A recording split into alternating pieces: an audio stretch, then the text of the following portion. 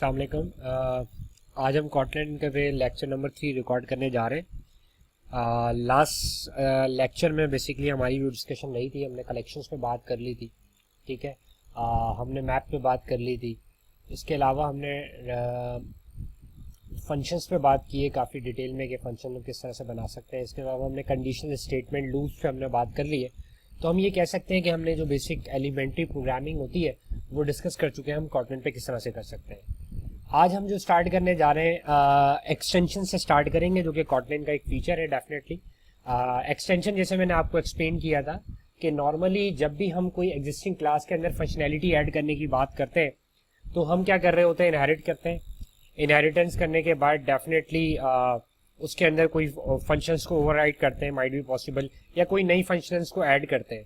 तभी उस क्लास के अंदर ये कैपेबिलिटी बढ़ती है कि उसके अंदर आपने डेफिनेटली अपनी फंक्शनैलिटी को ऐड कर दिया इनहेरिट करते हुए। क्योंकि आपको लेट से एट दी एंड कोई स्ट्रिंग ही बनाना है, ठीक है, लेकिन आप चाह रहे हैं कि स्ट्रिंग जो है वो मेरे हिसाब से काम करे, उसके अंदर मेरी डिफाइन की भी कोई फंक्शनैलिटी हो, लेकिन वो एट दी एंड है ही स्ट्रिंग। तो आप क्या करते हैं, स्ट्रिंग को एक्सटेंड कर देते हैं अपनी क्लास से, जिसको आपने नाम रखा लेट से माई स्ट्रिंग। तो वो डेफिनेटली माई स्ट्रिंग की जो क्लास है वो भी एक स्ट्रिंग होती है, और देन आपकी मर्जी है कि आप माई स्ट्रिंग के अंदर अब क्या फंक्शन ऐड करते हैं जो कि मैनिपुलेट करेगा स्ट्रिंग्स को। तो एट दी एंड अगर मैं बात करूं, जैसे मैं आगे इन फ्यूचर हमने अपना कोई एडिट टेक्स्ट बनाना है, ठीक है, हमने अपना कोई लेबल बनाना है एंड्रॉइड के अंदर, या हमने अपनी कोई लेआउट बनानी है, तो डेफिनेटली हमने क्या करना होगा, उसके अंदर कोई अपनी स्पेसिफिक फंक्शनैलिटी को ऐड करना है, तो मुझे क्या करना होगा, उस स्पेसिफिक क्लास को इनहेरिट करना होगा। बट कॉटलैंड की ब्यूटी ये है कि इसके अंदर कॉटलैंड के अंदर एक्सटेंशन का कॉन्सेप्ट मौजूद है कि आप विदाउट इनहेरिटेंस उस क्लास के अंदर फंक्शनैलिटी ऐड कर सकते हैं, ताकि इन फ्यूचर जब जब आप उस क्लास के रेफरेंस वेरिएबल को पॉइंट कर रहे होंगे तो वहाँ आप आसानी उसी ऑब्जेक्ट के आगे डॉट लगा के उसकी फंक्शनैलिटी को एक्सेस कर सकते हैं, ठीक है। Let's start. बहुत छोटी सी एग्जाम्पल से मैं चल रहा हूँ। लेट्स से मुझे ये चेक करना है कि नंबर जो है वो इवन है या नहीं है, ठीक है।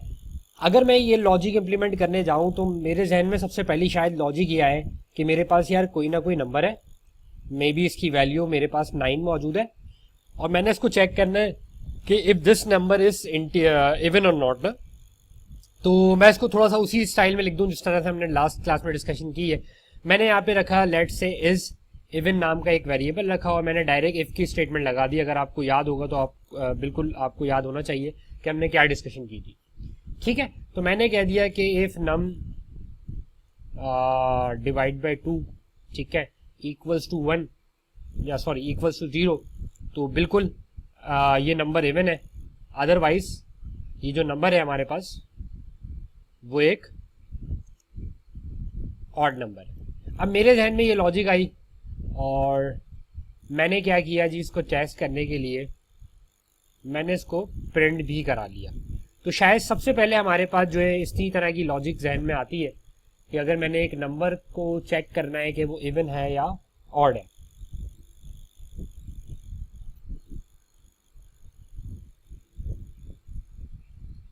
तो सिंपल हमने इस वेरिएबल को क्या कर दिया, प्रिंट कर दिया। नंबर में 9 है, 9 को आप मॉड लेंगे 2 से तो पावर 1 बचा, सॉरी रिमाइंडर 1 बचेगा, 1 इज नॉट इक्वल टू, तो फॉल्स हो गया। अगर मैं इसको जाके जी 8 कर दूं तो बिल्कुल ये नंबर जो है वो मेरे पास इवन नंबर है, ठीक है, ट्रू। दूसरी मेरे पास लॉजिक क्या आ सकती है कि यार मैंने तो मल्टीपल जगहों पे इवन को चेक करना है, तो वाई नॉट के मैं इसका कोई फंक्शन बना दूं। तो ठीक है यार, हम फंक्शन बना देते हैं, हम चेक कर लेते हैं इज इवन। हमने एक नंबर पास किया जो कि इंटीजर टाइप का होगा, और रिटर्न हमारे पास जो आएगा वो बूलियन टाइप का आएगा। अब रिटर्न में हम इसको फंक्शन को सिंगल लाइन स्टेटमेंट में हम इस तरह से लिख देते हैं, ठीक है, और ये हमने जो है फंक्शन बना लिया। और अब हमें ये लाइन लिखने की ज़रूरत नहीं है। अब जो है मैं डायरेक्ट इस फंक्शन को कॉल कर रहा हूँ, मैं चेक कर रहा हूँ, जाके चेक करो 5 इज इवन और नॉट। तो मैंने अब क्या किया, फ़ायदा ये हुआ कि डेफिनेटली रीयूजिबिलिटी बढ़ेगी आपकी, आपने एक फंक्शन बना दिया। अब जहाँ जहाँ आप समझते हैं कि आपने जो है बेसिकली सॉरी डायरेक्ट हम ये वैल्यू पास, तो 5 पे आप देख लें 5 पे फॉल्स आ रहा है। अब मैंने ये 8 पास कर दिया रेफरेंस के थ्रू, नंबर रेफरेंस के थ्रू, तो मेरे पास डेफिनेटली ट्रू आना चाहिए, तो ट्रू आ गया। तो हुआ क्या कि अब मेरे हिसाब से ये रीयूजिबिलिटी बढ़ गई, तो मुझे ये फंक्शन बनाना पड़ा। अब मुझे पता है कि जो इज इवन वाली फंक्शनैलिटी है वो हमेशा मैं इंटीजर के साथ डील करता हूँ, तो वाई नॉट के मैं इस इंटीजर की जो क्लास है इसके अंदर फंक्शनैलिटी को ऐड कर दूं। तो मुझे क्या करना पड़ेगा, मुझे एक अपनी क्लास बनानी पड़ेगी माई इंटीजर के नाम से, जो कि एक्सटेंड करूंगा मैं इंटीजर से, और देन मैं हो सकता है उसके अंदर ये फंक्शन डिफाइन करूं। इसका फायदा होगा कि जहां जहां इंटीजर होगा अब मैं इंटीजर के आगे डॉट लगा के उस प्रॉपर्टी को एक्सेस कर सकता हूँ, ठीक है, क्योंकि ये इसकी क्लास का पार्ट है। अब यही कॉटलिन की ब्यूटी यही है कि अगर आप देखें, मैं इसकी अगर आपको एक्सटेंशन बनाना चाहूँ तो कैसे बनाते हैं। हमने क्या करना है, हम यहाँ पे फनी लिखेंगे, ठीक है, ये मैं इसको कमेंट कर रहा हूँ। अब आप देखें क्या कर रहा हूँ मैं, मुझे इंटीजर क्लास के अंदर कोई फंक्शनैलिटी ऐड करनी है, सही है, मुझे इंटीजर क्लास के अंदर कोई फंक्शनैलिटी ऐड करनी है। तो आपको जिस क्लास में फंक्शनैलिटी ऐड करनी है उस क्लास का नाम लिखें और डॉट लगाएं। अब आप अपने नाम से जो मैं डिफाइन करना चाहें वो कर दें। मेथड का नाम मैंने डिफाइन कर दिया इज इवन, ठीक है। अब इसमें मैंने आप आर्ग्यूमेंट पास कर दिया, ठीक है। अब मुझे पता है इसका जो आउटकम है वो क्या है, इसका आउटकम बूलियन है, ठीक है। अब ये एक फंक्शन बन गया, लेकिन ये फंक्शन कैसा फंक्शन है, जिसको मैंने इंटीजर क्लास में क्या कर दिया है, ऐड कर दिया है, ठीक है। और इसी के अंदर हम याली लॉजिक एग्जीक्यूट कर देते हैं जी, ये यहां लिखते हैं, और ये ऐसे भी नहीं, इसको डायरेक्ट सिंगल लाइन स्टेटमेंट पे ही कर देते हैं। ये हमने, ठीक है। आई होप ये आपको क्लियर होगा कि हमने बात की थी, अगर सिंगल स्टेटमेंट होगा तो आप इक्वल्स करके भी दे सकते हैं, तो ये भी सही है, वरना आप इसको बैक, मैं दूसरी एग्जांपल डिस्कस करता हूं तो मैं डेफिनेटली इसको आपको बताता हूँ। अब देखें मेरे पास वही वैल नंबर एग्जिस्ट करता है, मैं यहाँ पे प्रिंट एलन, अब ये देखें मैं पहले क्या कर रहा था, इज इवन कॉल कर रहा था। अब मैं क्या करना है, मुझे पता है कि इस क्लास के अंदर मैंने फंक्शनैलिटी ऐड की है, तो नम dot is even, that's it. अब यहाँ पे प्रॉब्लम क्या है, अभी मैं चलाऊंगा ये नहीं चलेगा। अब देखिए मैंने इसको कोई आर्ग्यूमेंट पास नहीं किया, जैसे मैंने यहाँ पे आर्ग्यूमेंट पास किया था। अब मुझे चेक के इसको करना है, मुझे इंटीजर जो भी वैल्यू होगी इसके अंदर उसको मैंने चेक करना है। तो आप सिंपल इसको जगह, इसकी नम की जगह पे दिस लगा देंगे। दिस का मतलब ये है कि जिस टाइप के साथ आप डील कर रहे होंगे उसकी करंट वैल्यू को उठाने के लिए आप दिस यूज करते हैं। अगर यहाँ पे स्ट्रिंग होता तो अगर स्ट्रिंग के अंदर जो भी वैल्यू पास हो रही होती है वो आप दिस से उठाते हैं। अगर ये कोई ऑब्जेक्ट होता तो उस ऑब्जेक्ट की अगर आपने वैल्यू उठानी तो आप दिस से उठाते, ठीक है। अब अगर मैं इसको चलाता हूं तो आप देखें नम डॉट इज इवन कॉल कर रहा हूं, इज इवन कॉल होगा, नम के अंदर क्या है 8 है, तो इसका मतलब ये है 8 मॉड 2 अगर बराबर है तो ट्रू, अदरवाइज फॉल्स। तो अगेन ये बहुत जबरदस्त चीज है कॉटलिन के अंदर जो आपको जावा में नहीं मिलती, और हम देखेंगे कि आगे जाके एंड्रॉइड भी काफी एक तो आपको सेट ऑफ एक्सटेंशन प्रोवाइड करता है जो हमारा काम आसान कर दी। तो दिस इज ट्रू, ठीक है। और ऊपर जाके आप इसको 9 कर दें तो आप देख सकते हैं कि आपने अब क्या कर दिया कि इंटीजर की क्लास के अंदर फंक्शनैलिटी को क्या कर दिया, ऐड कर दिया। This is the concept of extension, कि आपने विदाउट इनहेरिटेंस एक क्लास के अंदर फंक्शनैलिटी को ऐड कर दिया, ठीक है जी। आई होप ये क्लियर होगी आपको चीज। चले मूव करते हैं डिफरेंट एग्जाम्पल्स पे, और एक मैं कोशिश करूंगा आपको कि एक और एग्जाम्पल डिफाइन कर सकूं। लेट्स से फन मैंने देखना है कि यार ये जो स्ट्रिंग है, ठीक है, और ये जो स्ट्रिंग है इसके अंदर लेट्स से मेरे पास नंबर है ना, मोबाइल नंबर आता है, और मैंने चेक करना है जी मोबाइल नंबर जो है वो एग्जैक्टली 11 कैरेक्टर का है या नहीं, ठीक है। अच्छा अब मैंने क्या करना है, मैंने इसमें देखना है वैलिडेट, मैंने एक मेथड बना रहा हूँ वैलिडेट मोबाइल नंबर, ठीक है, और अगेन इसकी टाइप भी क्या है, बूलियन है। तो आप इसको अगेन हमने इस तरह से करना है, इस तरह से कर लें। मैं इसको अब थोड़ा ब्रैकेट के तरीके कर रहा हूँ आपको, ताकि हमारी दोनों चीजें क्लियर हो सके। अब मैंने क्या कर दिया, स्ट्रिंग क्लास के अंदर एक फंक्शनैलिटी ऐड कर दी जो चेक कर रही है कि वैलिड मोबाइल नंबर है या नहीं है, ठीक है। तो मैं ये चेक करूंगा, मुझे क्या करना है, स्ट्रिंग उठाना है ना, स्ट्रिंग करंट वैल्यू आपकी उठेगी दिस से, ठीक है। अब मैंने चेक करना है जी दिस डॉट लेंथ अगर बराबर है 11 के तो ट्रू, अदरवाइज फॉल्स। तो आपने सिंपल यहां पे चेक करना है जी इफ, तो जी रिटर्न कर दो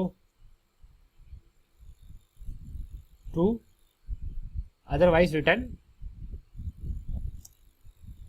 फॉल्स, ठीक है।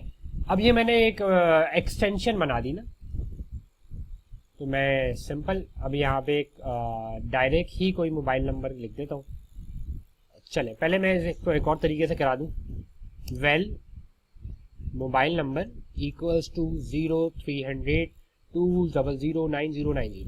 अब ये 11 डिजिट का मोबाइल नंबर है। अब मैंने ये स्ट्रिंग है खुद ना, तो मैं स्ट्रिंग के आगे मैंने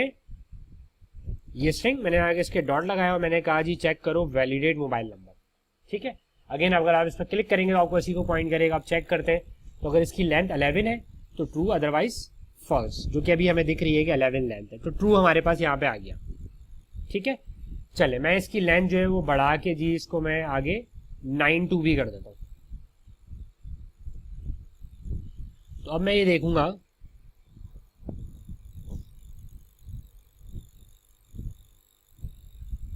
फॉल्स आ गए। ठीक है जी, तो इस तरीके से आप फंक्शनलिटी ऐड कर सकते हैं। अब एक और चीज मैं आपको बता दूं कि मैंने यहाँ पे एक वेरिएबल डिक्लेयर किया, उस वेरिएबल पे कॉल कर रहा हूँ ना, तो मैं ऐसे भी कर सकता हूँ कि मैं इसको ये कॉपी करूँ और उसकी जगह पे ये कर दूँ। तो सिंपल सी बात है भाई, दिस इज स्ट्रिंग, स्ट्रिंग के आगे आप जोड़ लगाएंगे तो उसकी आप मेथड एक्सेस कर, तो एक ही बात है। ठीक है, मैं चले इसको चेंज करके 0 तो ऊपर वाले में फॉल्स आएगा, इस पर 2 आएगा। तो इधर हमने एक वेरिएबल जो है वो इनिशियलाइज करने के बजाय डायरेक्ट उस वैल्यू के आगे हमने डॉट लगा दिया। ये सेम ऐसी है अगर मैं आपको इंटीजर के साथ भी करना चाहूँ, तो ये मैंने जो इंटीजर कमेंट किया था, मैं इसके आगे यहाँ पे नम है, मैं आगे 2 डॉट भी कर सकता हूँ। ठीक है, 2 डॉट या लेट्स से 100 डॉट। ठीक है, 100 डॉट में जो है वो इवन नंबर है, तो ये ट्रू आएगा, ये फॉल्स आएगा और ये मेरे पास क्या आएगा, 2 आएगा। ठीक है जी, तो अगेन हम इन फ्यूचर एक्सटेंशन काफ़ी यूज़ कर रहे होंगे, बट आइडिया आपने जो है वो डेफिनेटली कैप्चर करना है कि एक्सटेंशन आपको क्या फिजिबिलिटी प्रोवाइड कर रहा है। ठीक है जी, चलें let's move to some object oriented concepts. अब हमने बात करनी है कि जी हम किस तरह से जो है वो ऑब्जेक्ट ओरिएंटेड प्रोग्रामिंग इम्प्लीमेंट कर सकते हैं जी यूजिंग कॉटलिन। तो हम तमाम लाइन ऑफ कोड को जी कमेंट कर देते हैं और हम मूव करते हैं सबसे पहले अपनी क्लास लेवल पे। अब क्योंकि कॉटलिन की हम एक फाइल में काम कर रहे हैं, मैंने शुरू में जैसे आपको बताया था कि जैसे हम जावा पे जब काम करते थे तो जावा एक प्योर ऑब्जेक्ट ओरिएंटेड लैंग्वेज होती थी और उसमें जो भी काम होता था वो क्लास के स्कोप में होता था। तो यहाँ पे हम क्लास के स्कोप में काम नहीं कर रहे हैं, यहाँ पे फाइल के स्कोप में काम कर रहे हैं।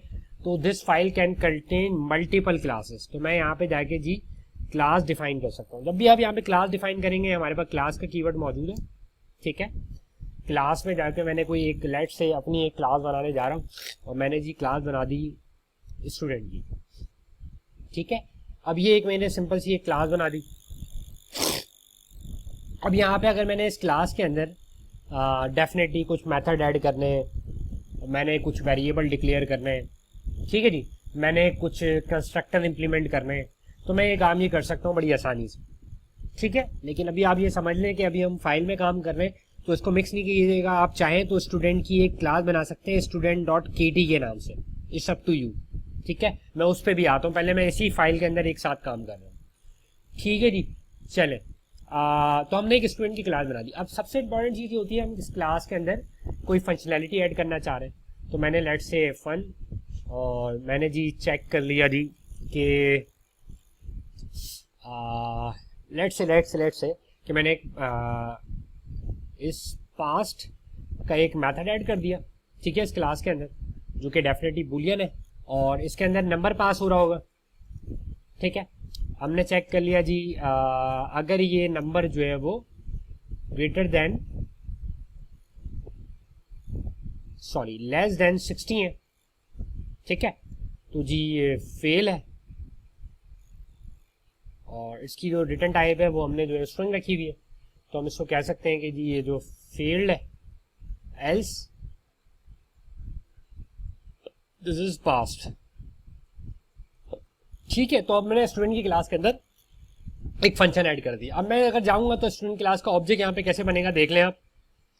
जब भी हम कोई वेरिएबल डिक्लेयर करेंगे वही कॉन्सेप्ट है, या तो वो वैल होगा या वार होगा। ठीक है, इट्स अप टू यू। उसके बाद उसकी टाइप इसका नाम और फॉलोइंग दियर टाइप। अगर आप चाह रहे हैं कि मुझे स्टूडेंट टाइप का वेरिएबल बनाना है तो आप ये रख लें, वरना आपको पता है कि इन्फ्रेंस के थ्रू आप कर सकते हैं। अब देखें, जैसे हम जावा में न्यू का ऑपरेटर यूज करते थे वो मेमोरी एलोकेशन करता था। यहाँ पे न्यू नाम की कोई चीज नहीं है, यहाँ आप डायरेक्ट जो है वो क्या करेंगे, अपनी क्लास उसका कंस्ट्रक्टर कॉल करेंगे। अभी वही कॉन्सेप्ट है, अगर यहाँ पे कंस्ट्रक्टर एग्जिस्ट नहीं करता तो इसमें डिफॉल्ट कंस्ट्रक्टर एग्जिस्ट करता होगा। यहाँ पे कंस्ट्रक्टर का थोड़ा सा एक अलग सी चीज भी है जिसे हम बात करेंगे, प्राइमरी वर्सेस सेकेंडरी कंस्ट्रक्टर। अब बात करते हैं अभी जो आप यहाँ पे क्लास के सिग्नेचर में डिफाइन करेंगे, दिस इज प्राइमरी कंस्ट्रक्टर। और अगर आपने मल्टीपल कंस्ट्रक्टर डिफाइन करना है तो आप बॉडी के स्कोप में डिफाइन करेंगे। जैसे हम वहाँ पे कंस्ट्रक्टर डिफाइन करते थे तो हम क्लास के नाम से डिफाइन करते थे, यहाँ पे हम कंस्ट्रक्टर के कीवर्ड के मुताबिक इस तरीके से हम डिफाइन कर रहे होंगे। ठीक है, तो अभी हम इस पे कंस्ट्रक्टर पे आते हैं। प्राइमरी कंस्ट्रक्टर क्या होता है और सेकेंडरी कंस्ट्रक्टर क्या होता है। अभी हम बात कर लेते हैं कि एक क्लास हमने बनाई है, उसके अंदर सिंपल सा एक मेथड है और मैं उस मेथड को किस तरीके से जो है वो उस क्लास का स्पेसिफिक ऑब्जेक्ट बना के एक्सेस कर सकता हूँ। एक सिंपल सी क्लास बना ली जिसका नाम स्टूडेंट है। अभी हम इस पर कंस्ट्रक्टर की बात नहीं कर रहे, अभी थोड़ी देर में हम बात करते हैं कि प्राइमरी कंस्ट्रक्टर और सेकेंडरी कंस्ट्रक्टर क्या है, इनके दरमियान क्या डिफरेंस है। बट अभी हमने एक सिंपल एक क्लास है, उसके अंदर एक इंस्टेंस मेथड ऐड कर दिया। इंस्टेंस मेथड का मतलब ये डेफिनेटली इस क्लास के इस मेथड को एक्सेस करने के लिए आपको इस क्लास का ऑब्जेक्ट बनाना जरूरी है। आप इस मेथड को यूज करेंगे, आप नंबर पास करेंगे, नंबर इस लेस देन 60 तो फेल्ड है, अदरवाइज जो है वो स्टूडेंट पास है। तो इसका आप देख लें किस तरीके से हम जो है वो उसको ऑब्जेक्ट बना सकते हैं। वेल या वार यूज करेंगे अगर आप समझते हैं कि S1 का जो रेफरेंस है वो आगे तब्दील हो सकता है, ये किसी और स्टूडेंट के ऑब्जेक्ट को पॉइंट कर सकता है, तो मेक इट वार। अगर आप ये समझते हैं कि जी इसकी अपनी वैल्यू तो चेंज हो सकती है, इंस्टेंस सोर्सेज चेंज हो सकती हैं, बट ये S1 जो है वो किसी और के ऑब्जेक्ट को रेफर नहीं कर सकता, तो मेक इट वेल। अच्छा, इधर हमने जैसे आपको बात करी कि न्यू का कीवर्ड लगाने की जरूरत नहीं है हमें। ठीक है, हम यहाँ पे डायरेक्ट जो है वो कंस्ट्रक्टर कॉल करते हैं। अब वो अलग बहस है कि हम कंस्ट्रक्टर किस टाइप का कॉल करते हैं। अभी जो है वो डिफॉल्ट कंस्ट्रक्टर एग्जिस्ट करता है। जब ये हमने एक ऑब्जेक्ट बना लिया तो अब मैं अगर इसको well print S1 dot method call करने जाता हूँ इस पास और मैं नंबर पास करता हूँ जी 55, तो ये ऑब्जेक्ट बन जाएगा और आपके पास S1 डॉट पास ये मेथड कॉल होगा तो आपके पास यहाँ पे आउटपुट जो है वो फेल्ड आना चाहिए। ठीक है जी, और अगर मैं इसको लेफ्ट से 75 कर दूंगा तो डेफिनेटली ये पास आपको मेथड रिटर्न कर रहा होगा। ठीक है, तो इस तरीके से आप जो है वो क्लास का ऑब्जेक्ट बना सकते हैं। अच्छा ठीक है, चले फिर उधर वही है फंक्शन आपने ऐड करना है। तो आप यहाँ पे अगर ग्रेड कैलकुलेट करना चाह रहे हैं तो आप व्हेन की स्टेटमेंट लगा सकते हैं। ठीक है, और बड़ी आसानी से आप उस चीज़ को कैटर कर लेंगे कि अगर मैं सिंपल बताऊं कि ग्रेड, ठीक है, नम पास किया आपने इंटीजर। अब मैंने जो है जी यहाँ पे कंडीशन बनानी है कि भाई ये पास है जब फेल है या इसका ग्रेड क्या है ना, लेट से तो उसका जो आउटपुट होगा वो स्ट्रिंग होगा, जैसे सर इसका आउटपुट है। तो यहाँ पे मैंने वैन लगा दिया और वैन में मैंने बेसिकली नंबर को जो है वो क्या करना है, मॉनिटर करना है। तो यहाँ पे आपको मल्टीपल उसके वैन के जो है वो केसेस सॉर्ट ऑफ बनाने पड़ेंगे। पहला केस ये हो सकता है कि अगर नंबर जो है वो 0 to इन लगा दें। अब यहाँ पे बेसिकली इन 0 to 59 है, तो जी ये क्या है जी, इसका ग्रेड F है। ठीक है, अगर इन 62 लेट से 69 है तो इसका ग्रेड जी C है। और अगर इन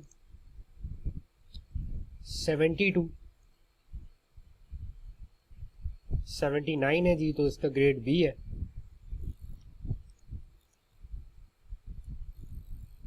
ठीक है, और जी 82 अगर 89 है तो इसका ग्रेड जो है वो जी A है। और अगर इसका 92 100 है तो इसका जो ग्रेड है जी वो है A+। ठीक है, और एस के केस में अब आप ग्रेड इसका साइन कर देंगे आई फ्रेंड को लेट से इनवैलिड। तो अब आपने ये मेथड बना लिया, आपने यहाँ पे वैन की स्टेटमेंट को यूज कर लिया। और अगर आप यहाँ पे जो है वो जी ग्रेड का मेथड कॉल कर लेंगे तो 75 जिस भी सेगमेंट में आता होगा उस हिसाब से आपका जो बेसिकली मेथड आपको रिटर्न जो है वो रिटर्न कर देगा। बी आ गया, ठीक है, इसी सेगमेंट स्लैब में आता है वो। और अगर मैं इसको 45 पास करूं तो ये पहले स्लैब में आ जाएगा जो कि आपको डिक्लेयर कर देगा कि ग्रेड जो है वो F है। ठीक है, तो अगेन फंक्शन आप इस तरह से इसके बना सकते हैं। उसके बाद अगर हम बात करें कि मल्टीपल हम क्लासेस के साथ क्या कर सकते हैं, तो अब मैं इसको चेंज करता हूँ और मैं अलग एक फाइल बनाता हूँ ताकि आपको जो अलग फाइल वाला जो कॉन्सेप्ट है वो भी आपको जो है वो क्लियर हो जाए। अब कॉटन फाइल है तो मैंने एक ऑब्जेक्ट बना दिया लेफ्ट से व्हीकल का, और मैंने यहाँ पे सिलेक्ट कर लिया कि भाई this is the class file. ठीक है, अब मैंने कंस्ट्रक्टर डिफाइन करना है, तो आप यहीं पे ब्रैकेट लगाएंगे, दिस इज प्राइमरी कंस्ट्रक्टर। ठीक है, अच्छा प्राइमरी कंस्ट्रक्टर वो होता है जो पहली बात जो क्लास सिग्नेचर का पार्ट होता है। ठीक है, क्लास सिग्नेचर का पार्ट होता है। दूसरी चीज, प्राइमरी कंस्ट्रक्टर के अंदर आप कोई लॉजिक नहीं लिख सकते, कोई लाइन ऑफ कोड नहीं लिख सकते, यहाँ पे जस्ट आप वेरिएबल ही पास कर सकते हैं। अब यहाँ पे मेरे पास जो बेसिकली प्राइमरी कंस्ट्रक्टर के अंदर लेट से इस व्हीकल से रिलेटेड जो चीज़ें आ रही हैं मेरे पास, मैंने कह दिया जैसे इस व्हीकल का जैसे कोई मॉडल है जो कि स्ट्रिंग टाइप का होगा। ठीक है जी, और इसका कोई ना कोई कलर होगा जो कि जी कह सकते हैं हम स्ट्रिंग टाइप का होगा। तो अब हमने क्या कर दिया, एक ऑब्जेक्ट बना लिया सिंपल। अब मैंने अगर इसके सिंपल सी एक व्हीकल की क्लास बन गई। अब अगर मैं यहाँ जाता हूँ और मैं इधर एक वेरिएबल बनाता हूँ v1 के नाम से, वेल v1, और ऐसे कहता हूँ जी दिस इज व्हीकल, तो अब मैं डेफिनेटली इसका याला कंस्ट्रक्टर कॉल नहीं कर सकता। सिंपल सी बात है, मुझे जो है डेफिनेटली इसमें वैल्यू पास करनी होगी। मैंने बता दिया जी मॉडल 2009 है जी, और कलर जो है वो मेरे पास ब्लैक है। ठीक है, अच्छा अब अच्छी बात ये है कि मैंने वहाँ पे प्रॉपर्टीज नहीं बनाई है, लेकिन मुझे जो है यहाँ पे वो जो वेरिएबल है वो एक्सेस होंगे। ठीक है, वो वेरिएबल मुझे क्या होंगे, एक्सेसिबल होंगे। प्राइवेट करते हैं तो डेफिनेटली अब आप इनको डायरेक्ट एक्सेस नहीं कर सकते, आपको डेफिनेटली इनकी जो है वो प्रॉपर्टीज या कोई मेथड बनाना होगा जो इनकी वैल्यू को एक्सपोज करेगा। ठीक है, उस पर अभी हम आ जाते हैं।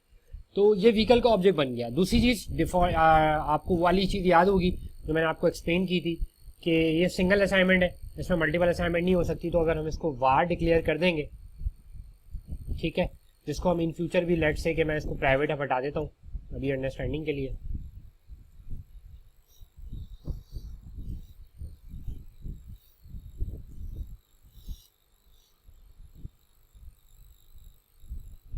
तो मैं इसकी डिफॉल्ट इनिशियलाइजेशन भी कर सकता हूँ।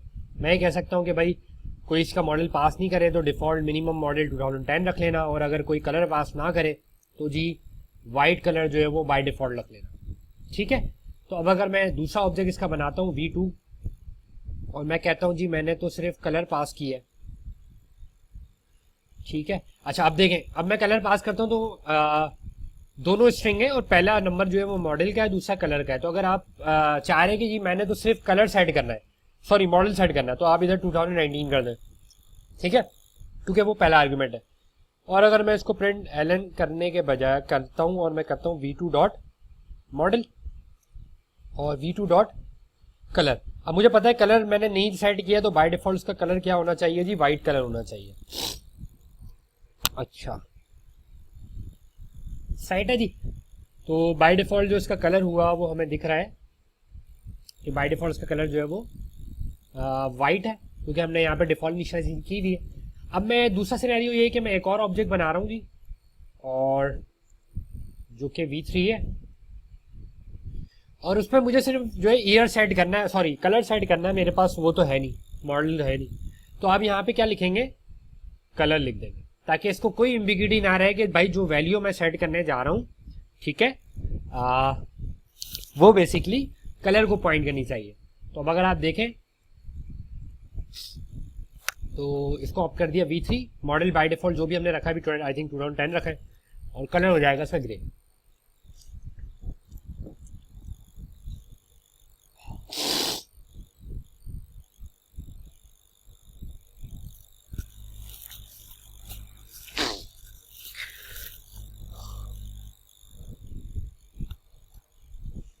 ठीक है जी, डन हो गया।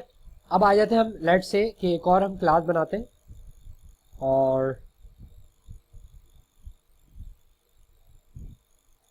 लेट से हम क्लास बनाते हैं पर्सन की, और दिस इज क्लास 5। ठीक है जी, और अब हम पर्सन की क्लास के अंदर अंडरस्टैंड करने की कोशिश करते हैं कि प्राइमरी कंस्ट्रक्टर और डिफॉल्ट कंस्ट्रक्टर क्या है। मैंने यहाँ पे पास कर दिया कि भाई जब जब इसका ऑब्जेक्ट बनेगा लाजमन तौर पे नाम पता होना चाहिए। तो मैंने लिख दिया वेल नेम स्ट्रिंग, कि भाई जब जब ऑब्जेक्ट बनेगा नाम पास होना चाहिए। इसके अलावा इसमें और भी चीजें हो सकती हैं। मे बी इसके अंदर कोई यूजर की एज हो, ठीक है, जो कि इंटीजर टाइप की होगी, ठीक है, और डेफिनेटली इट कैन बी नल।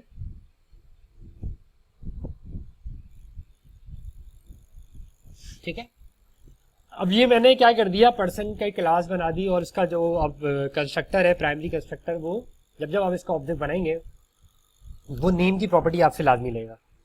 अब मैं चाह रहा हूं कि इसका एक और कंस्ट्रक्टर बनाऊं जिसे हम सेकेंडरी कंस्ट्रक्टर कहेंगे। उसमें दोनों चीजें पास हो रही होंगी, एक तो नेम जिसे हम कह रहे हैं स्ट्रिंग, ठीक है जी, और साथ साथ एज। अब कंस्ट्रक्टर चेनिंग का आपको आइडिया होगा, जावा के अंदर एक कंस्ट्रक्टर के अंदर जब दूसरा कंस्ट्रक्टर कॉल करते थे, तो this is the concept of constructor चेनिंग। अब ये मुझे कह रहा है कि जब आप सेकेंडरी कंस्ट्रक्टर बनाएंगे उसमें लाजमी प्राइमरी कंस्ट्रक्टर की कॉल होनी चाहिए। और प्राइमरी कंस्ट्रक्टर क्या है, जो नेम को सेट करता है। आप नेम पास करते हैं, वो नेम को सेट करते हैं। तो आप यहाँ पे अंदर कोई सुपर या दिस नहीं लगाएंगे। हम जावा के अंदर दिस लगाते थे और पेरेंट के कंस्ट्रक्टर को यूज करने के लिए सुपर लगाते थे। यहां पे हम क्या करेंगे, यहां पे हम इसी क्लास के कंस्ट्रक्टर के सिग्नेचर के आगे कॉलन दिस और नेम पास कर देंगे। तो जो नेम यहां से आया है वो यहां पास हो जाएगा, तो सेट हो जाएगा। बाकी मुझे सेट करनी है क्या चीज, एज। तो आप सेट कर देंगे this dot age equals to this age, ठीक है।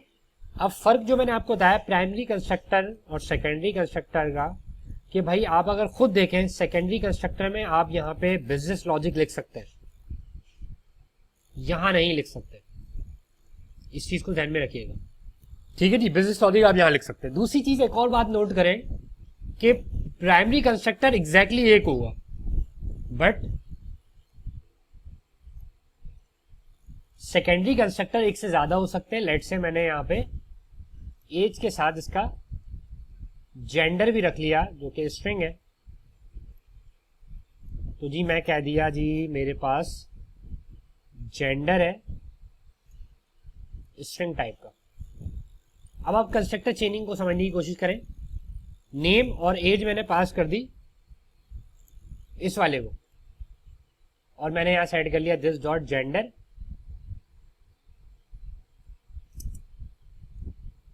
Equals to gender. तो सेकेंडरी कंस्ट्रक्टर एक या एक से ज्यादा हो सकते हैं, बट प्राइमरी कंस्ट्रक्टर जो है वो क्या होगा, एग्जैक्टली एक ही होगा, ठीक है।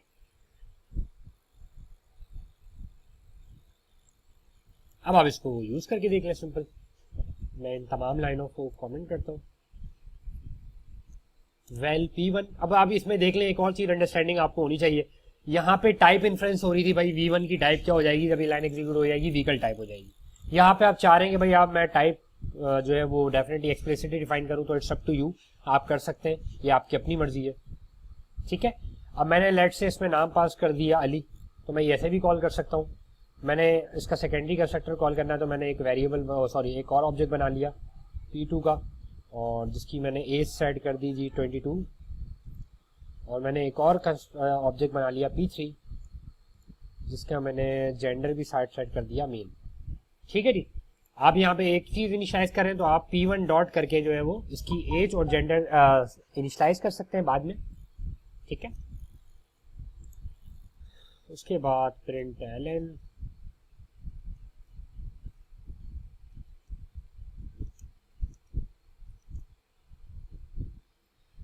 तो P1 डॉट नेम,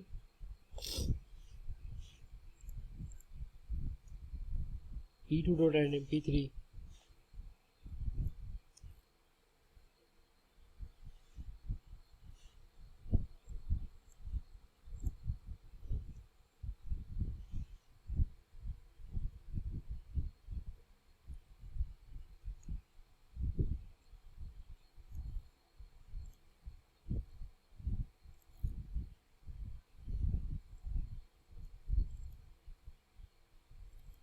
ठीक है जी।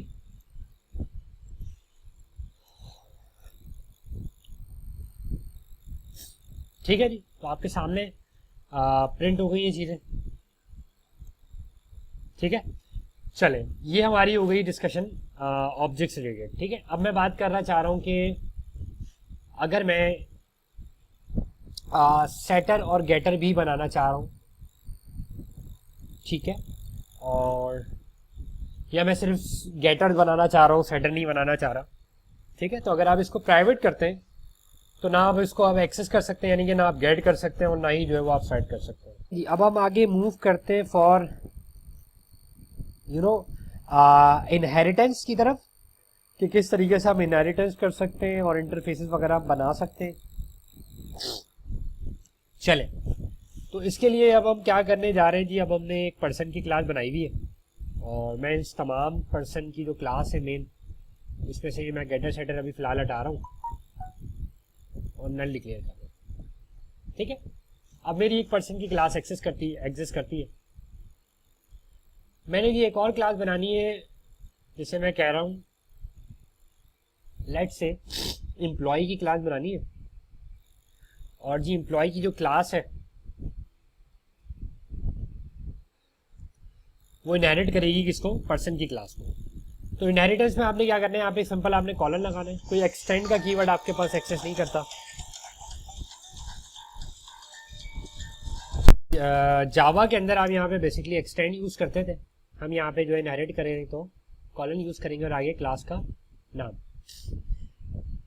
अब पहली चीज अगर मैं जाके देखूं जी क्या कह रहा है, कि तो पहली चीज ये कह रहा है कि भाई अगर आप एम्प्लॉय की क्लास को इनहेरिट कर रहे हैं पर्सन की क्लास से, तो पर्सन के अंदर प्राइमरी कंस्ट्रक्टर जो है वो एक्सेस करता है, कोई भी नॉन पैरामीटराइज्ड कंस्ट्रक्टर एक्सेस नहीं करता।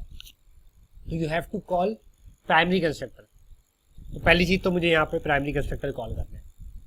लेट से मैंने कहा भाई एम्प्लॉय जब बनेगा तो एम्प्लॉय का कोई ना कोई नेम होगा, ठीक है, और एम्प्लॉय की कोई ना कोई सैलरी होगी लेट से। तो एम्प्लॉय का नेम पास कर दूंगा मैं पर्सन की क्लास में। ठीक है, ये मैंने कर दिया। अब ये देखें, दूसरा मसला ये है कि जब भी आप एक क्लास को अलाउ करेंगे कि वो इनहेरिटेंस को सपोर्ट करे, बाय डिफॉल्ट क्लास फाइनल होती है, यानी कि नॉन एक्सटेंडेबल बाय डिफॉल्ट। अगर आप समझते हैं कि this class can be inherit तो मेक इट ओपन। सिर्फ और सिर्फ ओपन क्लास ही क्या हो सकती है, इनहेरिट हो सकती है। अब आप देखें यहाँ पे एरर खत्म हो गया। ठीक है जी, अब मैं अगर जाता हूं और जी मैं इस सारे लाइन ऑफ कोड को क्या कर देता हूं, कमेंट कर देता हूं।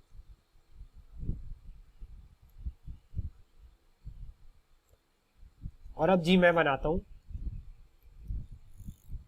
Well even this employee name is Talha, his salary is let's say 65। ठीक है, नाउ अगर मैं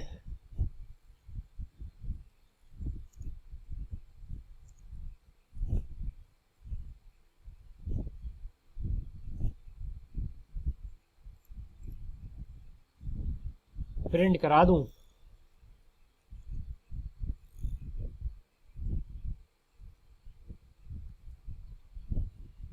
नेम,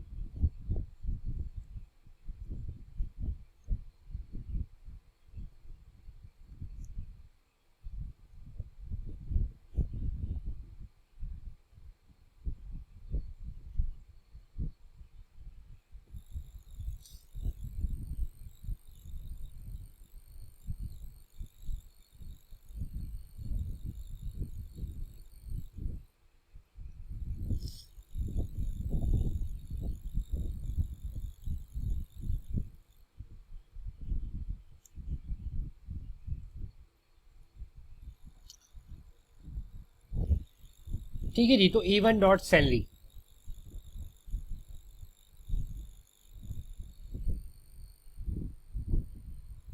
ठीक है। तो आई होप ये क्लियर होगा आपको कि इनहेरिटेंस सिंपल किस तरह से, बाकी वही लॉजिक है। आप इनहेरिट करते हैं, फंक्शनैलिटी को ओवरराइड करना है आपने, it's up to you. Let's say कि मेरे पास यहाँ पे एक फंक्शन मौजूद है, फंक्शन जो वॉक का फंक्शन है, ठीक है, और ये फंक्शन रिटर्न करता है जी string value,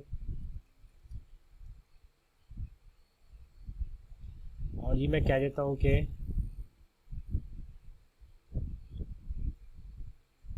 person is walking and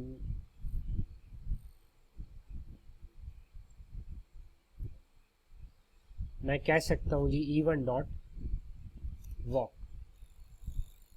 तो अभी एक ऐसा फंक्शन है जो पर्सन की क्लास में एक्सेस करता है, क्योंकि मैंने इनहेरिटेंस किया तो एम्प्लॉय को ये चीज़ विजिबल है, तो एम्प्लॉय के रेफरेंस पे भी क्या आ गया, पर्सन इज वॉकिंग। नाउ अगर आपने ये पर्सन क्लास का जो बेसिकली मेथड है इसको ओवरराइड करना है, चाइल्ड क्लास के अंदर, तो यहाँ पे देखें आप, हम लोग यूज़ करते थे ओवरराइड की एनोटेशन।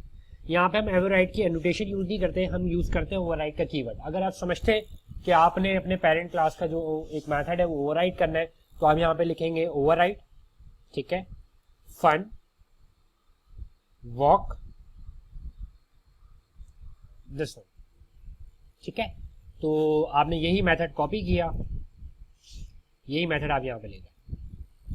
अब ओवरराइड हम यूज करने जा रहे हैं, अगेन वही वाली लॉजिक है कि भाई जैसे पर्सन की क्लास फाइनल थी बाय डिफॉल्ट, तो आपका जो मेथड आपने पर्सन की क्लास में डिफाइन किया वो भी बाय डिफॉल्ट क्या था, फाइनल था। अगर इफ यू वांट कि भाई ये वाला मेथड जो है वो अपनी चाइल्ड क्लासेस में जाके जो है ओवरराइड हो सके, तो मेक इट ओपन। तो जैसे आप उसको ओपन करेंगे तो आपको ओवरराइड जो है वो अलाउ होगी, और यहाँ पे आप लिख सकते हैं एम्प्लॉय इज वॉकिंग। तो नाउ अगर आप कॉल करते हैं तो क्योंकि वो एम्प्लॉय का ऑब्जेक्ट है, तो यहाँ पे आगे आ जाएगा एम्प्लॉय इज वॉकिंग। तो ओवरराइडिंग किस तरह से करते हैं, सिंपल सा फर्क जो है वो एनोटेशन का फर्क है। यहाँ पे हम एनोटेशन के बजाय कीवर्ड यूज करते हैं, और आप देखें तो ये मेरे नज़र में बहुत अच्छी बात है, क्योंकि हम जावा के अंदर एनोटेशन लगाएं ना लगाएं फर्क नहीं पड़ता था, बट यहाँ पे क्योंकि अगर हम समझते हैं कि मैंने ओवरराइडिंग अचीव करनी है तो विदाउट ओवरराइड कीवर्ड आप काम कर ही नहीं सकते, तो इट्स वेरी गुड। दूसरी चीज़ हमने बात कर ली इनहेरिटेंस किस तरह से होती है, सिंपल, ठीक है। और अगर ये आपकी अपनी मर्जी है, लेट्स से कि अगर मैं इसके अंदर भी जो है वो कुछ इस तरह का काम करना चाहूँ कि जो मैंने कह दिया भाई नेम के साथ जो है आप एज भी पास करेंगे, ठीक है, और मैं अगर यहाँ पे एज भी पास करना चाहूँ तो मैं कर सकता हूँ, ठीक है, सिंपल। तो अगर आपने अब यहाँ पे आके देखा कि भाई अब आपने तो एज भी पास करनी है, तो मैंने यहाँ पे एज जो है वो लिख दी 19, ठीक है। और आप चाहें तो एक और चीज़ मैं थोड़ी देर बताता हूँ, पहले इसको मैं अगर आपको प्रिंट करके बता दूँ, ठीक है, तो एज भी इसकी प्रिंट हो जाएगी,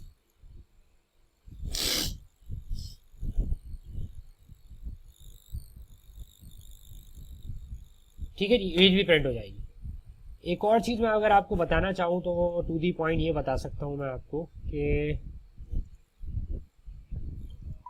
अगेन जो हमें फिजिबिलिटी कॉटलिन के अंदर मिलती है, मैं इसका ऑर्डर भी चेंज कर सकता हूँ। ऑर्डर चेंज करने से मुराद ये है कि जी मैं कह सकता हूँ कि जी मैंने पहले एज रखनी है जी, तो मैंने रख दी भाई एज 10, फिर मैंने जो है इसका नाम रखना है जी, मैंने नाम रख दिया जी फहद, और फिर मैंने जो है जी सैलरी रखनी है, ठीक है। तो ऑर्डर आप पे, आप इसका ऑर्डर किस तरह से रखना चाह रहे हैं।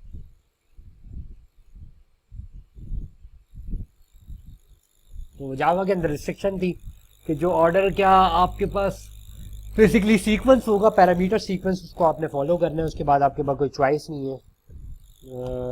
अगर आप उसको चेंज भी कर देते तो वो बेसिकली ओवरलोडिंग के कॉन्सेप्ट पे चला जाता था। बट यहाँ आप समझते हैं कि डेफिनेटली आपके पास डिफॉल्ट पैरामीटर इनिशियलाइजेशन मौजूद है, आप पैरामीटर का ऑर्डर म्यूटेट कर सकते हैं, तो हमें एज सच ओवरलोडिंग की ज़रूरत नहीं पड़ती, ठीक है जी। तो आप ये देख लें कि इस तरह से हम ये काम कर सकते हैं। तो हमारे क्या क्या चीज़ें डिस्कस हो गई, हमने डिस्कस कर लिया कि भाई किस तरीके से एक्सटेंशंस काम करते हैं। इस वीडियो के अंदर हमने बात कर ली एक्सटेंशंस पे, इस तरीके से हमने बात कर ली क्लासेस किस तरह से बनती हैं, प्राइमरी कंस्ट्रक्टर क्या होता है, सेकेंडरी कंस्ट्रक्टर क्या होता है, सेटर गेटर कैसे बना सकते हैं। मैंने कहा सेटर गेटर हम डेफिनेटली आगे हम इसमें नहीं बना रहे होंगे, उसके लिए हम डेटा क्लासेस को भी डिस्कस कर लेते हैं।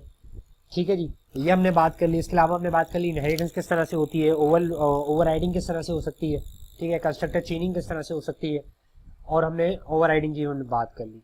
अब हमने जो बात हमारी रिमेनिंग रह गई है, एक इंटरफेस पे हमने बात करनी है, इंटरफेसेस क्या होते हैं।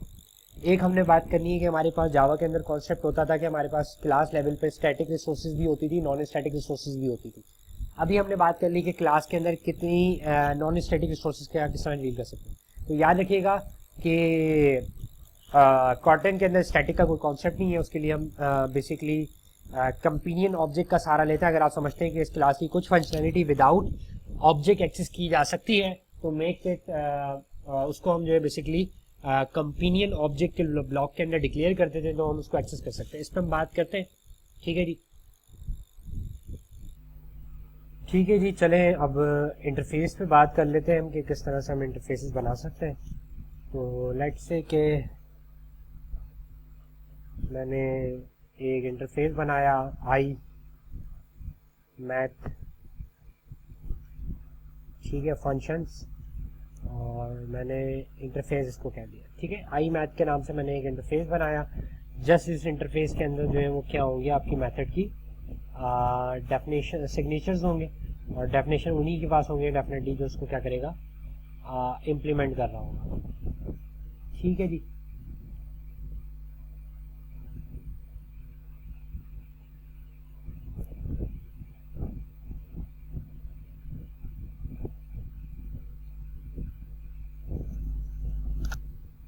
तो जस्ट इसके अंदर मैंने एक फंक्शन डिफाइन कर दिया जी, ऐड का num1 integer num2 integer and again is written integer. एक हमने सबट्रैक्ट का फंक्शन बना दिया। ठीक है, अब हम अपनी मेन क्लास में चलते हैं। यहाँ एक क्लास बनाते हैं मैथ फंक्शंस के नाम की। ठीक है, अब ये एक क्लास ऐसी है जो इंटरफेस को इम्प्लीमेंट करेगी। तो सिंपल इंटरफेस को इम्प्लीमेंट करने के लिए आपने यहाँ पे कॉलन करके उस इंटरफेस का नाम लिखना है। That's it. अब ये कहेगा कि आपने जो है या तो इस क्लास को एक्सेप्ट कर दें, क्योंकि अगर आप उसमें मेथड की डेफिनेशन नहीं बताते ताकि इसका क्लास का डेफिनेटली डायरेक्टली ऑब्जेक्ट ना बन सके, या फिर जो है वो आप इधर जो है वो ओवरराइड कर लें फंक्शन। तो हमारे पास एक ऐड का फंक्शन है जो हमने ओवरराइड करना है। ठीक है, एक हमारे पास जो है जी सबट्रैक्ट का फंक्शन है, इसको हमने ओवरराइड करना है। तो यहाँ पे हम रिटर्न कर देंगे num1 minus num2।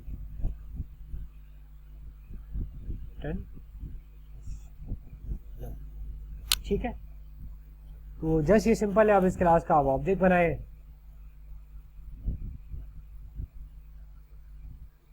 Well math functions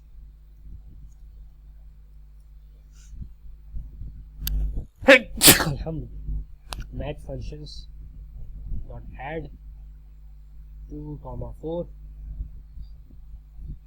and subtract 12 minus 4, इनको प्रिंट करा लें।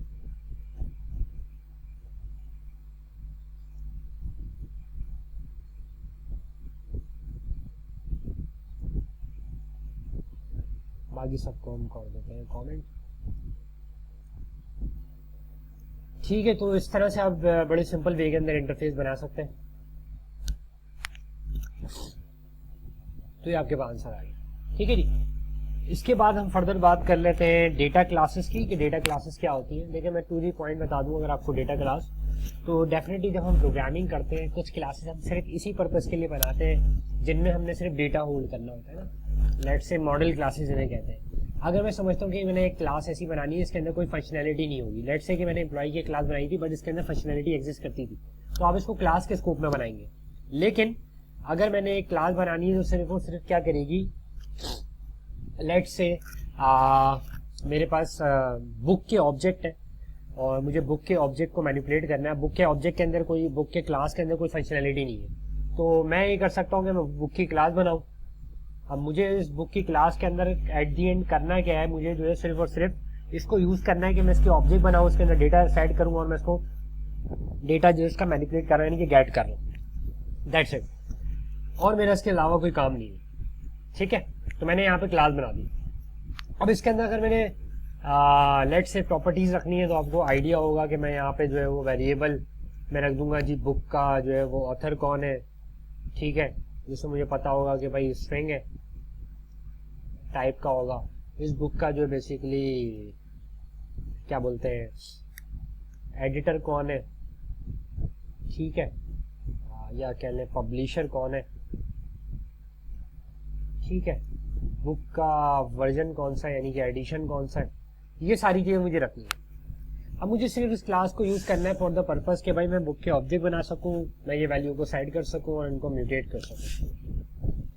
तो हमारे पास यहाँ पे एक और तरीका मौजूद होता है, अगर आप सिर्फ इस तरह की क्लासेस बनानी है, इसके अंदर इंस्टेंस रिसोर्सेज के साथ आपने डील करना है, उनके सेटर गैलरी के साथ डील करना है, या आपने डेफिनेटली इंस्टेंस वेरिएबल के साथ डील करना है। आपको कोई इस क्लास की फंक्शनैलिटी नहीं चाहिए, तो आप इसको क्या करेंगे, आप इसको बना सकते हैं एज एन डेटा क्लास, ठीक है। पहले मैं इसको अलग से नीचे बना के आपको दिखा रहा हूँ कि डेटा क्लास क्या होती है। सिंपल आपने क्लास से पहले डेटा क्लास लगा देना है और यहाँ पे आप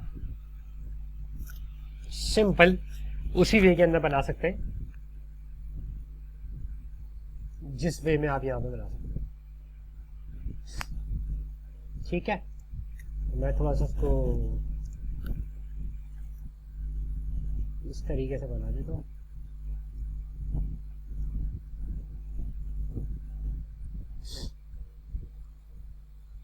ठीक है जी, दैट्स इट। अब मैं ये ऊपर से ही हटा देता हूँ, ठीक है, ये कमेंट कर देता हूँ आपके रेफरेंस के लिए कि इस तरह से भी क्लास बन सकती है। अब अगर मैंने ये देखें कर्ली ब्रैकेट नहीं है, इस चीज़ को रखिएगा, ठीक है, ये कर्ली ब्रैकेट नहीं है गाइस, ठीक है। ये बेसिकली जो है वो बेसिकली आपका राउंड ब्रैकेट है, जैसे कंस्ट्रक्टर आप डिफाइन करते हैं, और ये कंस्ट्रक्टर ही है डेफिनेटली। तो मैं यहाँ जाके अब जो है सिंपल अगर मैं यहाँ जाऊँ, सिर्फ मैंने अब क्या करना है, well b1 is equal to book, और ये बुक के पास जो इसका ऑथर है वो लेट्स से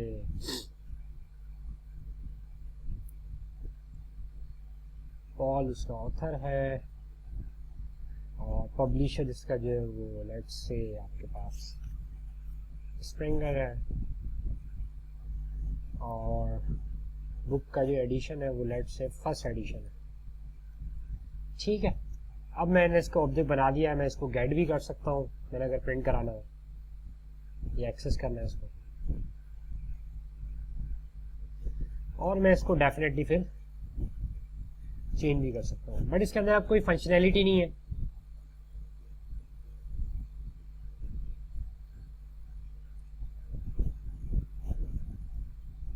पब्लिशर हो गया और जी एडिशन हो गया, ठीक है।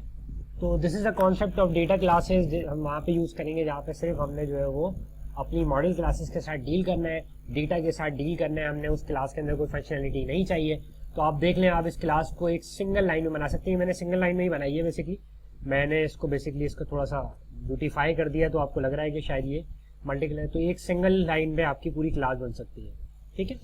और अगर आपने डेफिनेटली इसमें फंक्शनैलिटी भी ऐड करनी है तो आप इस तरह की सिग्नेचर पे चले हैं और इसके अंदर आप फिर जो है वो रीड बुक और लेट से इस तरह की जो है वो फंक्शनैलिटी को ऐड कर सकते हैं, ठीक है। आप इसको एक्सेस भी कर सकते हैं। उसके बाद आपने जो समझा कि भाई इसका सेकेंड एडिशन आ गया है, तो b1 dot edition equals to let's say second edition, और दैट्स इट, ठीक है जी। तो this is idea behind the data classes, ठीक है। अब हम एक और चीज़ बात कर लेते हैं कि सम टाइम हम कुछ ऐसी क्लासेस बनाते हैं जिसके अंदर हमें जो है वो फंक्शनैलिटी ऐड करनी होती है, और उस फंक्शनैलिटी को हमने उस क्लास का ऑब्जेक्ट बनाए बगैर एक्सेस करना होता है। जावा के अंदर हम स्टैटिक क्लासेस बनाते थे, यहाँ पे आपके पास दो चॉइसेस है, दो सिनेरियोज है, ऐसे कह लें। पहला सिनेरियो ये है कि मैंने एक क्लास बनानी है और सिर्फ उसके अंदर स्टैटिक रिसोर्सेज होंगे, सही है, यानी कि उस क्लास का ऑब्जेक्ट ना बन सके। तो आप यहाँ पे क्या करेंगे, जैसे मैंने यहाँ पे एक मैथ की क्लास बनाई और मैं इसको डिक्लेयर करूंगा ऑब्जेक्ट, ठीक है। अच्छा, इसके अंदर मैंने फंक्शन ऐड करना है। मैंने एक फंक्शन ऐड किया ऐड का, num1 जो कि इंटीजर था, num2 जो कि अगेन इंटीजर था।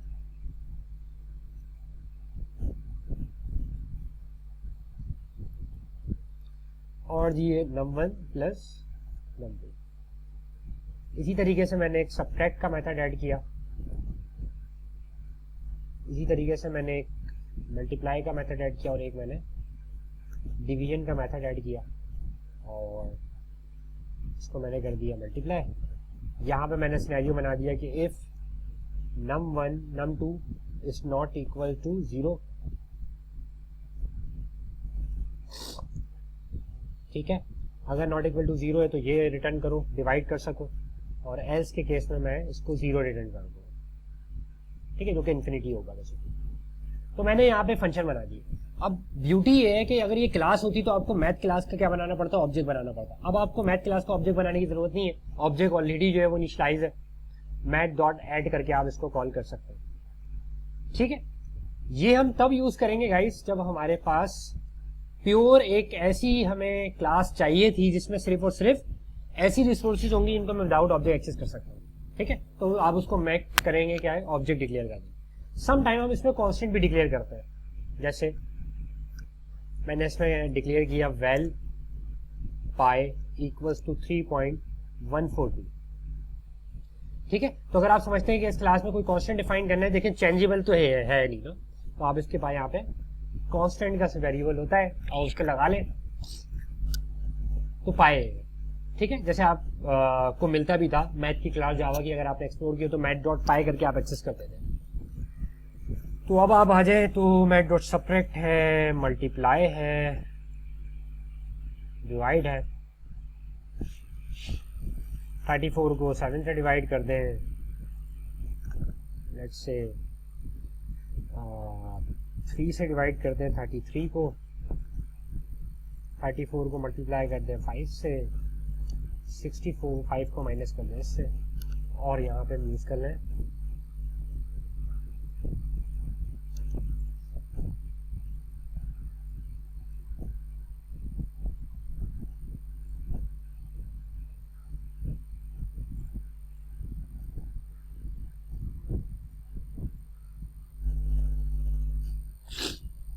ठीक है जी। तो अब आउटपुट आपके सामने, ठीक है, चले।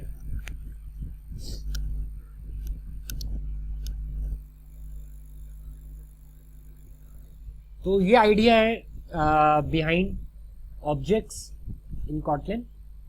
इसको हम ऐसे भी यूज करेंगे जैसे हमने कभी अपनी ऐप के अंदर कुछ लेट से कुछ वैल्यू को हार्ड कोड करना है, लेट सर्वर का यूआरएल है, कुछ आपके पैटर्न्स हैं, वैलिडेशन पैटर्न्स हैं, रिजिक्स हैं।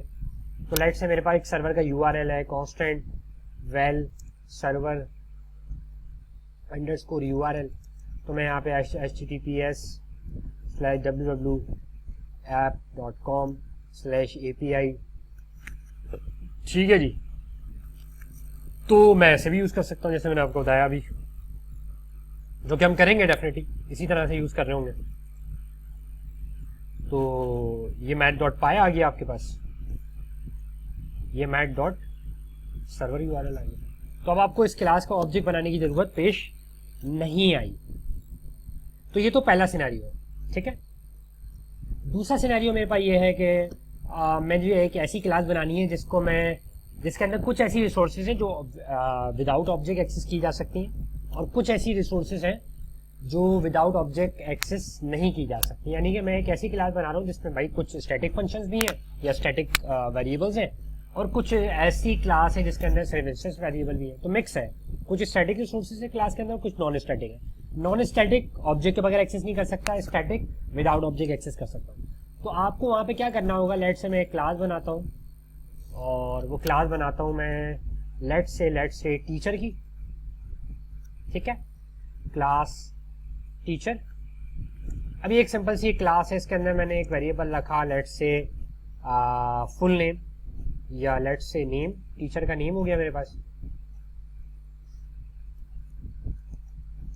नल।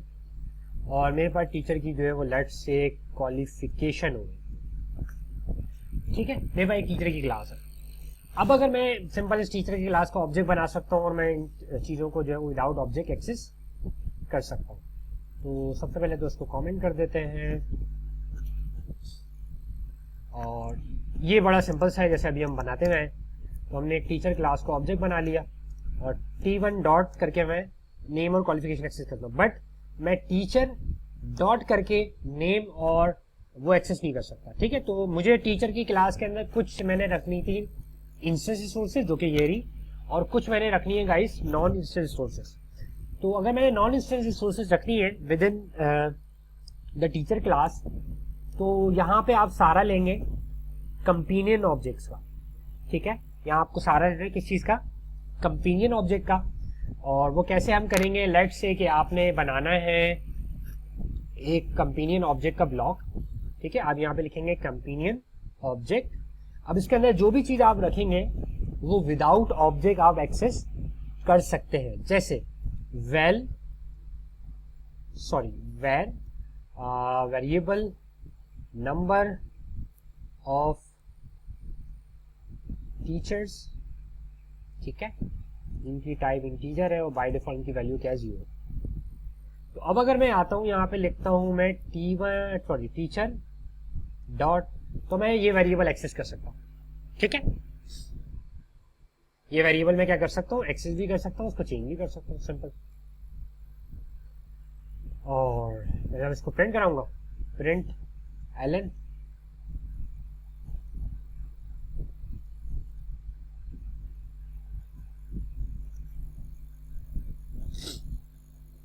ठीक है जी।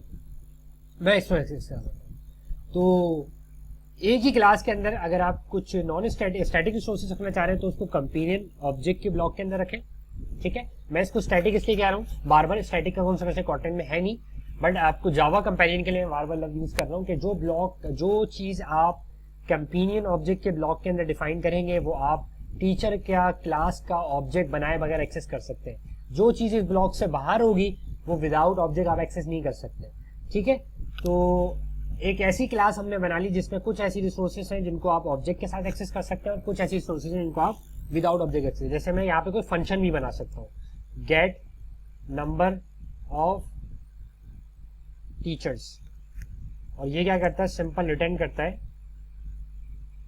व्हाट नंबर ऑफ टीचर्स, ठीक है। इसको मैं रिटर्न टाइप डिफाइन करने के बजाय मैं इसको डायरेक्ट इक्वल्स कर देता हूँ, ठीक है। मैंने रिटर्न टाइप आप वो डिफाइन कर सकते हैं इंटीजर, ठीक है। अब मैं इसको प्राइवेट कर देता हूँ, ठीक है। तो अब मैं नंबर ऑफ टीचर को एक्सेस नहीं कर सकता, सही है, बट मैं मेथड एक्सेस कर सकता हूँ। नंबर ऑफ टीचर के बजाय मैं कर सकता हूँ गेट नंबर ऑफ टीचर, जो कि क्या है बाय डिफॉल्ट 0 है। और डेफिनेटली इसके लिए आप सेट का मेथड भी बना लें जो इसकी वैल्यू को तब्दील करेगा, ठीक है। डन हो गया। तो हमने अब इस लेक्चर के अंदर क्या क्या चीज़ों को डिस्कस कर लिया। स्टार्ट हमने किया, आई थिंक इस लेक्चर में हमने स्टार्ट किया एक्सटेंशन से, फिर हमने डिस्कस किया क्लासेस कैसे बनती हैं, क्लासेस में हमने बात कर ली इंस्टेंस रिसोर्सेज के साथ किस तरह डील करते हैं, फिर हमने बात कर ली कंस्ट्रक्टर की, प्राइमरी कंस्ट्रक्टर क्या होता है, सेकेंडरी कंस्ट्रक्टर क्या होता है, फिर हमने कंस्ट्रक्टर चेनिंग की बात करी हमने, फिर हम आ गए इनहेरिटेंस पे, इनहेरिटेंस किस तरह से हम कर सकते हैं, ओवरराइडिंग हम किस तरह से कर सकते हैं, ठीक है। अब क्लास इनहेरिट किस तरह से कर सकते हैं, अलाउ किस तरह से कर सकते हैं वो क्लास इनहेरिट हो सके।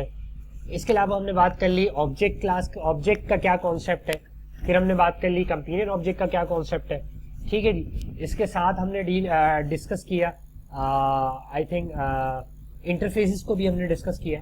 तो आई थिंक हमने जो इतने भी लवाजमात थे कॉटलिन के वो हमने अभी डिस्कस कर लिए हैं, जो हमें डेफिनेटली अपनी एंड्रॉइड डेवलपमेंट स्टार्ट करने से पहले पता होने चाहिए, थोड़ी सी हमें नो हाउ होनी चाहिए, थोड़ा सा हमारा डेफिनेटली। अब आप तमाम लोग इसको इम्प्लीमेंट करें ताकि आपका थोड़ा सा हैंड्स ऑन एक्सपीरियंस बने, ठीक है, ताकि आप एंड्रॉइड डेवलपमेंट में फोकस कर सकें एंड्रॉइड फ्रेमवर्क पे, ठीक है, डेफिनेटली उसकी रूटीन्स पे, उसके डेफिनेटली उसके पैटर्न्स पे, ताकि हम वहाँ पे जो है वो डेफिनेटली कॉटलिन स्पेसिफिक बात नहीं कर रहे होंगे, ठीक है। तो इसको आप फॉलो कर लें तो फिर इंशाल्लाह नेक्स्ट लेक्चर हमारा जो है बेसिकली एंड्रॉइड पे एक्टिविटी लाइफ साइकिल पे होगा, जिसमें हम अंडरस्टैंड करेंगे कि एक एक्टिविटी से हम कह रहे थे presentation layer of the application है। उसकी लाइफ साइकिल क्या चीज़ है, उसकी लाइफ साइकिल के अंदर कौन कौन से सेट ऑफ मेथड्स है, वो किस रूटीन में कॉल होते हैं, और उन मेथड्स से हम डेफिनेटली क्या क्या काम परफॉर्म कर सकते हैं। ठीक है जी, थैंक यू, अल्लाह हाफिज़।